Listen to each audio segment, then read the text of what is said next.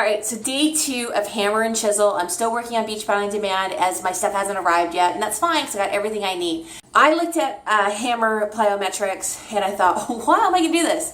So here's what I realized. Your bench actually does matter. The length of it, the width of it, the stability of it.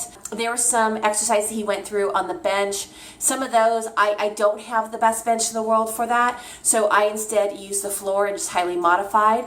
The gym I have actually has a couple different heights of bench and they're really sturdy, so I may try some of the exercises there. But I'll give you an idea, like the one that he calls, it's the one that you jump from side to side. I'm not there yet, so I just stepped side to side. That helped.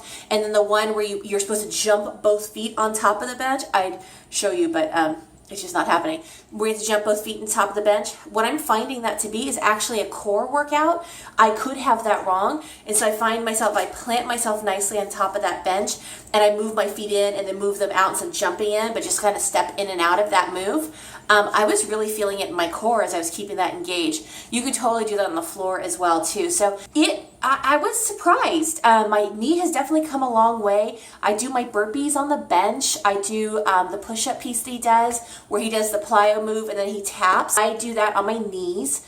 I'm finding ways that I can modify this pretty easily. Some of the stuff where he's doing like a pull-up and then into a burpee, I'm definitely having to modify that. I find going and using the bands kind of awkward, so I've worked on some modifications for that and I'll share those. Overall, I find that if I put the band and I do the back and then I do a side crunch side to side, standing, that seems to really help and kind of hit those same muscles as close as possible. So you guys, I'm totally modifying.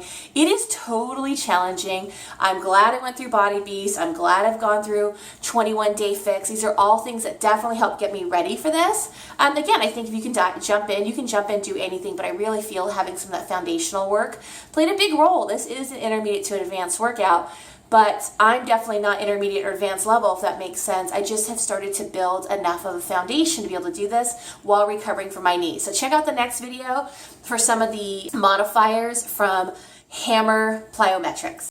Don't forget to subscribe to Coach Tulin down below because I'll be sharing my plus size journey with hammer and chisel. Check out the next video where I show you me doing hammer and chisel.